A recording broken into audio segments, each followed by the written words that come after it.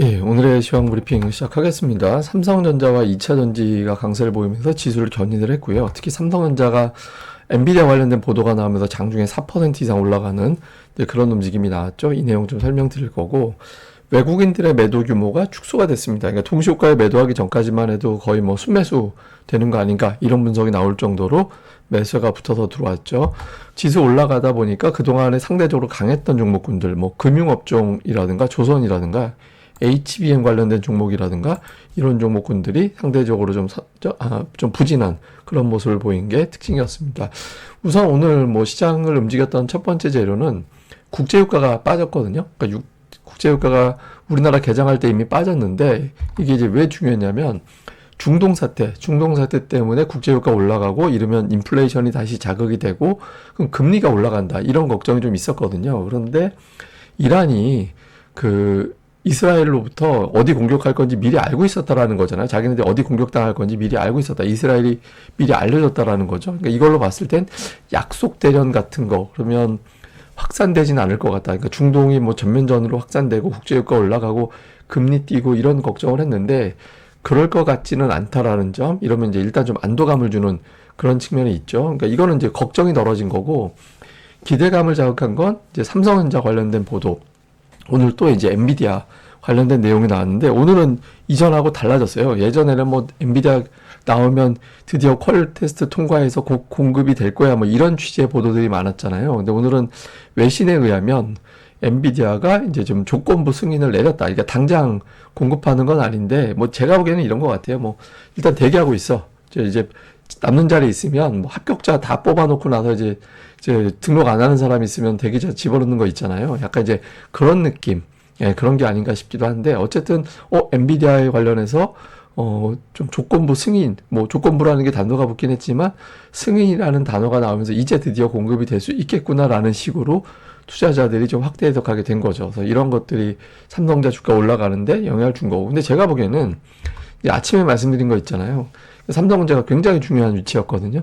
삼성전자 120월선, 그러니까 월봉으로 딱 놓고 볼 때 120월선은 역대 두 번만 깨졌던 우리나라 IMF 외환위기 때, 그 다음에 2008년도 금융위기 때, 그때 이후에는 이 아래로 내려간 적이 없어요. 그런데 지금 주가가 거의 붙어가고 있었잖아요. 예, 그러니까 어느 정도 붙어가 있었냐면 제가 확대해서 보여드리면 이런 위치였어요. 그러니까 거의 간당간당 가는 위치였죠. 그러니까 워낙 이게 금융위기 정도 터진 게 아닌데 그 정도 낙폭은 과도한 거 아닌가? 그러니까 이런 인식이 있었고, 그리고 또 청산 가치가 56,400원이거든요. 삼성전자에. 근데 지금 그 이하까지 지난주에 빠졌었잖아요. 그러니까 낙폭 과대에 따른 매수가 가동된 게, 그리고 그 핑계를 오늘 엔비디아 관련된 뉴스가 제공해 준 것 같다. 그래서 제가 보기에는 뭐, 워낙 많이 빠진 상태였고, 뭐, 지난주로 양시장의 ADR상 과매도로 내려간 상태였잖아요. 그래서 그럴 때 또 이제 낙폭주들이 먼저 올라서는 그런 경향이 있거든요. 그래서 이런 것들이 겹치면서 좀 상승하는 그런 시도가 나왔던 것 같습니다. 그리고 이제 앞서 말씀드렸던 PBR 밴드 하단, 그러니까 이제 청산가치 아래로 내려간 주가도 상당히 영향을 줬던 것 같고요.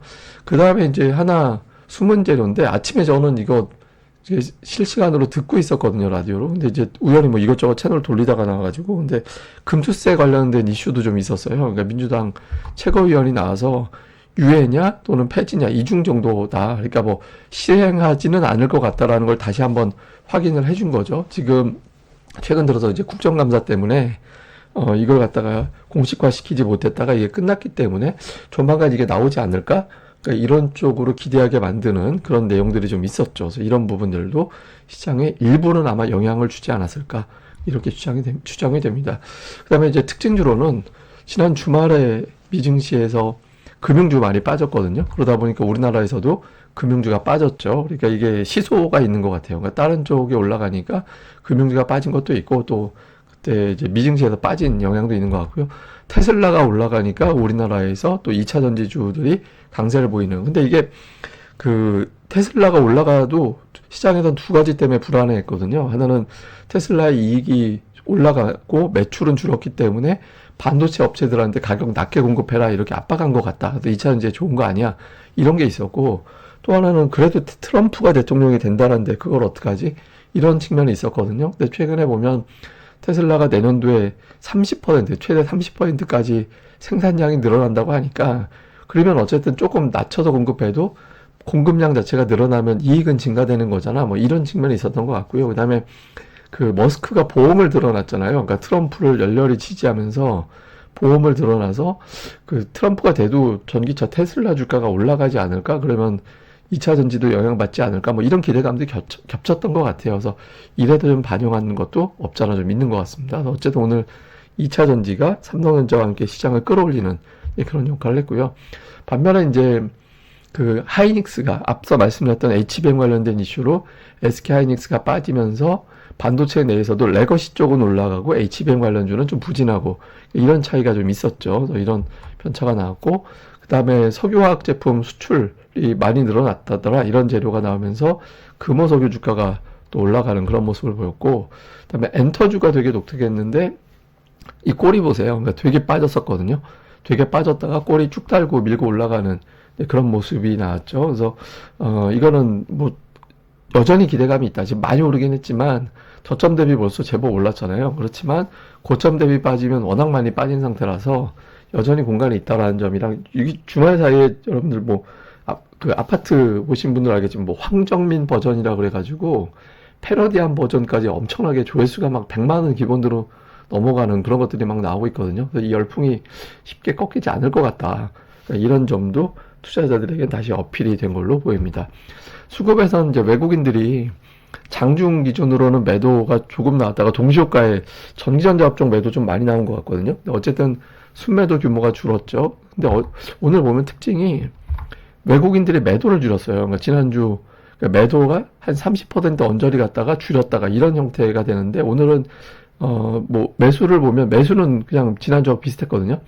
26 지난주에 그랬잖아요. 오늘 24.94니까 사실상 25죠. 그러니까 오늘은 외국인들이 많이 산 게 아니라 매도를 줄인 겁니다. 그러니까 이게 차라리 이대로 쭉 가든가 아니면 매수 비중이 28% 정도 확 올라가면서 순매도 2,500억 원 이상 나오면 그때 이제 외국인들이 움직이기 시작한 거죠. 아직까지는 외국인들이 매수했다라기보다는 좀 매도를 줄인 그런 느낌이고요. 그런 가운데 그렇죠. 종목은 상단에는 2차 전지주들이 대거 포함이 되어 있는데 드디어 삼성전자가 매수에 들어갔습니다. 이게 이제 그 장중에 잠정 집계상으로는 매수가 제법 들어왔다가 제 생각엔 동시효과의 일부 물량이 또 매도로 나온 것 같은데 어쨌든 연속 매도하다가 매도 행진을 일단 멈췄습니다. 근데 매수까지 돌아서는지는 조금 더 봐야겠죠. 좀 의미 있는 변화가 생겼고 그 다음에 기관은 오늘 삼성전자 열심히 샀고요. 그 다음에 2차 전지주들이 상단에 되게 많이 종목수로는 포진한 그런 특징이 있었고 그 다음에 코스닥 쪽에서 외국인들이 그동안 하는 제약주 쪽에 좀 집중을 했었거든요.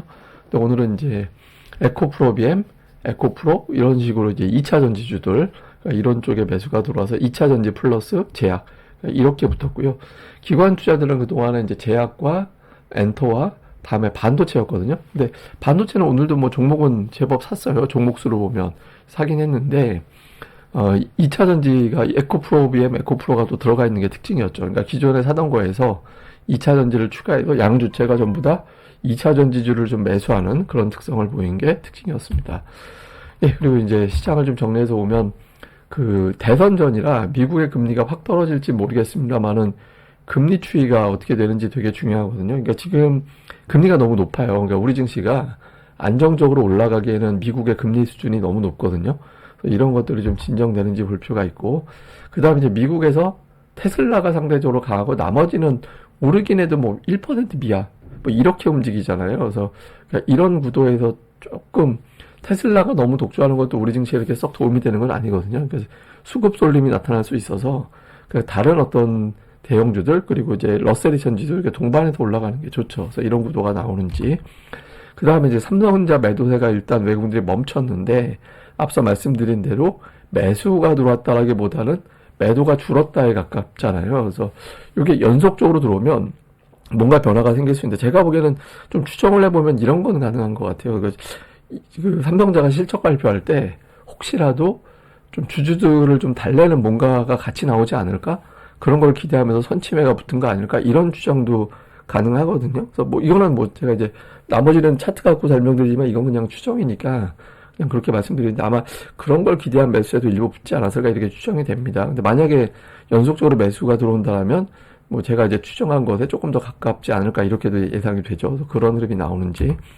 그 다음에 이제 2차 전지 반도체가 올라가고 밸류업이 빠지고, 근데 반도체 내에서도 HBM으로 빠지고 레것이 올라가고 이렇게 좀 여전히 시소가 되고 있는 양상이었거든요. 근데 지금 자금 구도상은 시소일 가능성이 조금 더 높아요. 물론 이제 지금 ADR이 바닥이기 때문에 제가 아침에도 말씀드렸지만 지난주 금요일에 양시장이 다 ADR 과매도로 내려갔다. 그래서 시장이 이전보다는 상승 시도하는 날이 조금 더 자주 나올 가능성이 있다라고 말씀드렸잖아요. 근데 그래도 그 안에서도 수익률 차이라든가 시소는 계속 나타날 것 같거든요. 그래서 좀 반대쪽 시소가 뭐가 되는지도 자꾸 봐서 한쪽으로 갈 때 그런 쪽이 이제 좀 메인이 되고 나머지는 순환이 될 수 있으니까 그런 이제 시소 관계도 계속해서 좀 체크해 보는 것도 중요할 것 같습니다. 그리고 제가 오늘 준비한 건 사실은 미국 대선 이후에 우리 증시 차트를 보여드리려고 했다가 좀 다른 걸 해보려고 해요. 그러니까 증시가 올라야 된다. 그러니까 제가 이 얘기를 갑자기 생뚱맞게 왜 하냐면 미국은 제조업이 안 좋아도 소비가 계속 탄탄하게 유지가 되잖아요. 미국 경제 7, 80%는 소비다. 그래서 근데 그 부분을 뒷받침해 주는 것 중에 하나가 주식시장이거든요. 그러니까 주식이 계속 올라가니까 미국 국민들의 상당수가 주식 투자를 하고 자산 중에 가계자산의 주식 비중이 상당히 높잖아요. 그러니까 주가가 계속 올라가니까 이걸 갖다가 언제든지 사면 뭐 몇 년 동안 빠지는 날이 있어도 장기 투자하면 미국은 결국 다 올라가거든요. 물론 시기적으로 올해 상반기 같이 뭐 메가세븐만 올라가고 그런 장이 걸리기도 하죠. 그런데 보편적으로 보면 웬만하면 증시가 올라가거든요. 그러다 보니까 장기 투자하다가 내가 몇 년 전에 투자한 자금 중에 일부 처리하고 이걸로 소비해야지 또는 뭐 급한 돈 막아야지 이게 가능해요. 그러니까 미국의 소비가 늘어나면서 경제가 그래도 위기에서 빨리 극복되고 이렇게 되거든요. 그러니까 미국 금융위기 터질 때 잘 생각해 보세요. 금리 인하 시켜갖고 주식시장 갑자기 빵 올려가지고 그 돈 가지고 소비시켜서 경제 살아나는 거잖아요. 근데 우리나라 한번 차트 비교해 보시면 다르죠. 완전히 하락할 때 엄청나게 하락하고 그때 완전히 다 털린 다음에 올라가고 이런 구도가 되는 양상이거든요. 그러니까 저는 우리나라 당국자들이 정치하는 분들이 주식시장 올라가는 게 진짜 경제 활성화 시키는 거다. 그러니까 또 주식 투자하면 3일 있다가 매도가 현금화가 가능하기 때문에 소비가 굉장히 빠르게 될 수 있는 특성이 있고 또 주식 하시는 분들이 돈 벌면 그걸로 소비 잘하거든요. 그러니까 저는 우리나라에서 주식시장을 이제는 무슨 투자의 관점이 아니라 경제에 굉장히 중요한 요소로 취급을 하고 주식시장 끌어올리기 프로젝트를 당국에서 해야 되지 않나. 뭐 여가 됐든 야가 됐든 지금 이런 것들을 추진해야 되지 않나라고 생각을 합니다. 저는 이제 앞으로 제가 말하면 이게 얼마나 퍼질 수 있을지 모르겠지만 그러니까 한국 경제를 위해서 증시가 올라야 되는 이유를 매일이 아니라 하여튼 틈나는 대로 하나씩 추가해서 그걸 설명드릴 거거든요. 그래서 이게 하나의 캠페인이 되기를 또 기대를 하면서 앞으로 열심히 해보겠습니다. 뭐 이러면 뭐 하겠습니까만은 이런다고 증시 올라가는 것도 아니고 괜히 또 희망 고문 데려가는 것도 아니고 이렇게 돼서 좀 우리나라가 좀 경제에 주식시장이 상당히 좀 역할을 긍정적으로 하는 날이 좀 왔으면 좋겠다 싶어서 가끔가다 한 번씩 이렇게 캠페인 차원에서 하도록 하겠습니다. 또 하루 또 잘 보내시고요. 저는 다음에 뵙겠습니다. 이 방송 구독하기와 좋아요 꼭 좀 부탁드립니다. 감사합니다.